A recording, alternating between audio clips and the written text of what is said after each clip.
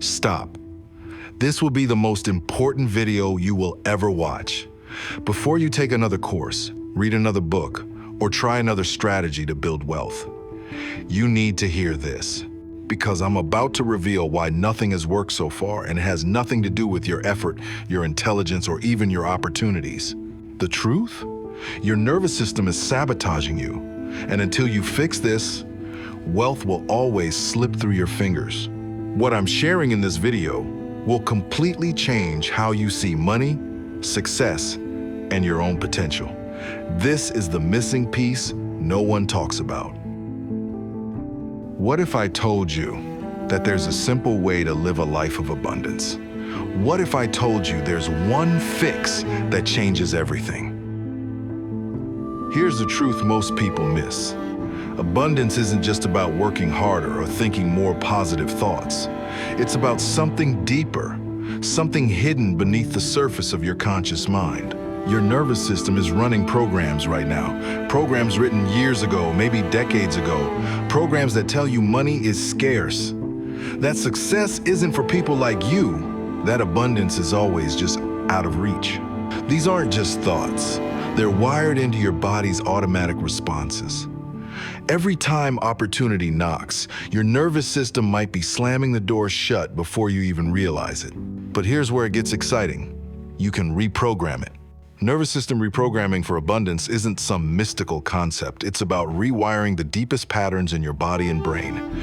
It's about teaching your system that safety and abundance can coexist, that you can relax into receiving instead of constantly bracing for loss.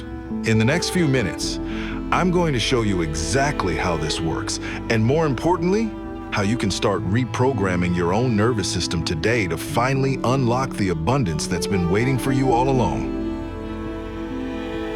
Before we dive into the strategies, if you want the complete framework for rewiring your nervous system to attract wealth, I've put everything in my book, Nervous System Wealth links, in the description.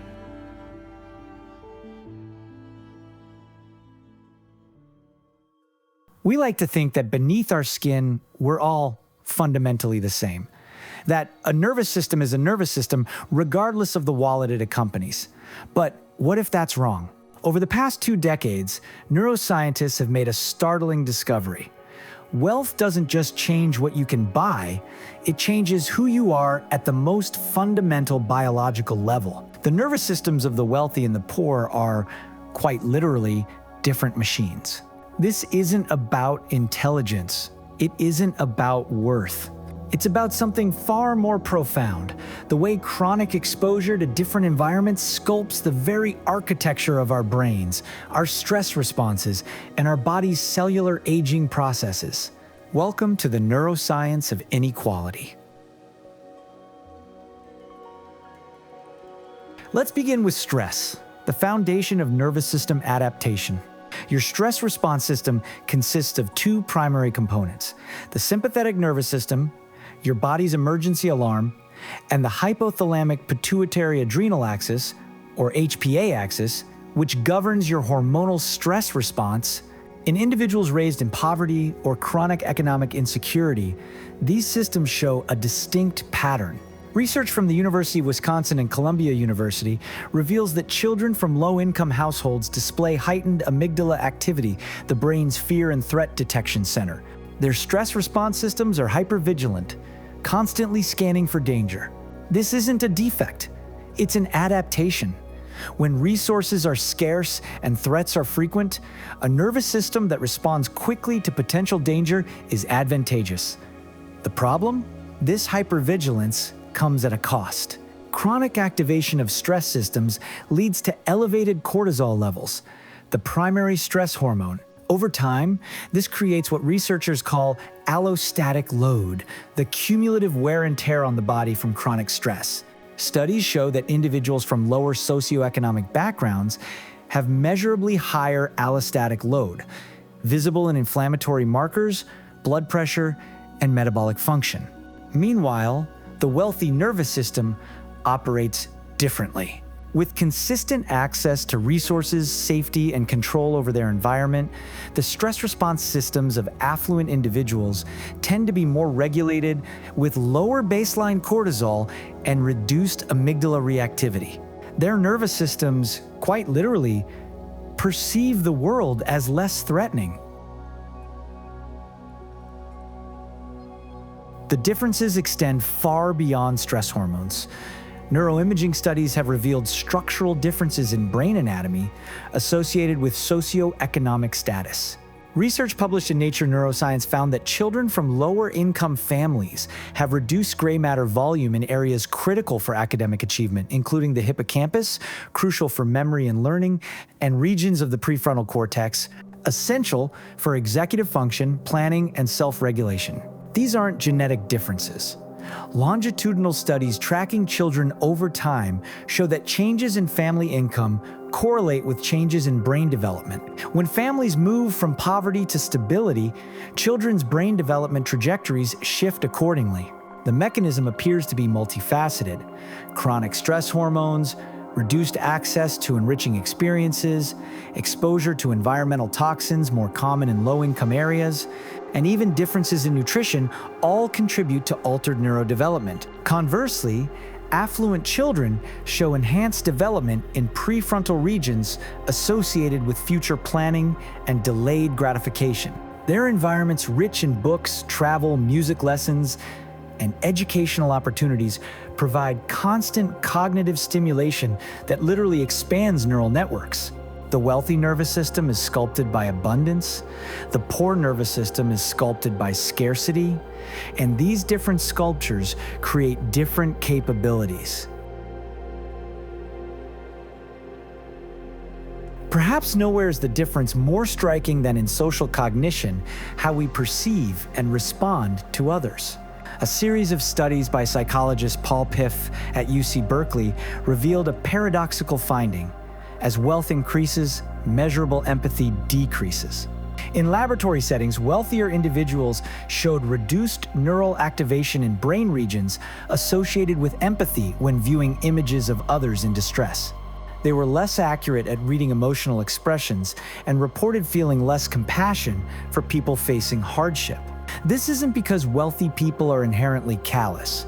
Instead, researchers believe it reflects neural adaptation to environment. When you're insulated from need, when you rarely witness suffering up close or depend on others for survival, your brain allocates fewer resources to social threat detection and emotional resonance with others' pain. The nervous systems of lower-income individuals, by contrast, show enhanced activity in regions associated with empathy and emotional recognition. When survival depends on social networks and community support, the ability to read others' emotions and respond to their needs becomes neurologically prioritized. This creates a troubling feedback loop.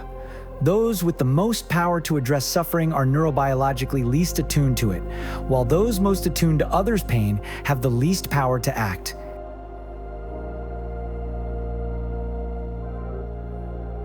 The differences penetrate down to the cellular level.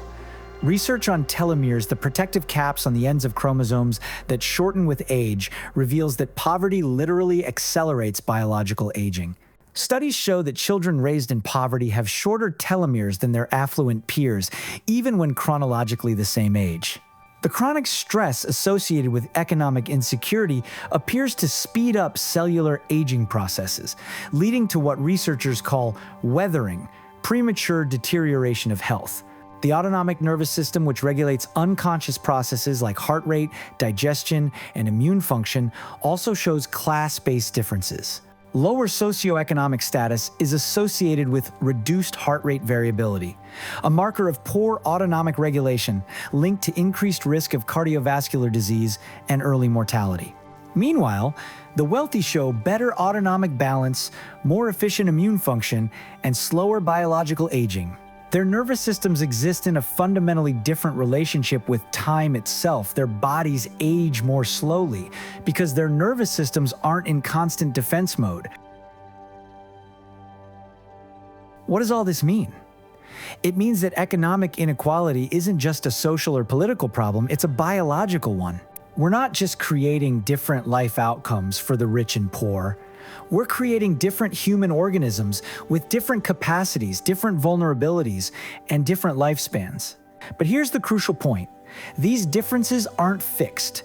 They're not genetic destiny. They're adaptive responses to environment. The same neuroplasticity that creates these differences can reverse them. Studies on interventions from early childhood education to stress reduction programs to simply increasing family income show measurable changes in nervous system function. Brains can recover. Stress systems can recalibrate. Biology is not fate. The question isn't whether the wealthy have different nervous systems. The evidence is clear that they do. The question is what we do with this knowledge. Do we accept a society that creates fundamentally different biological humans based on economic circumstances? Or do we use this science to guide policies that recognize the profound biological consequences of poverty and inequality?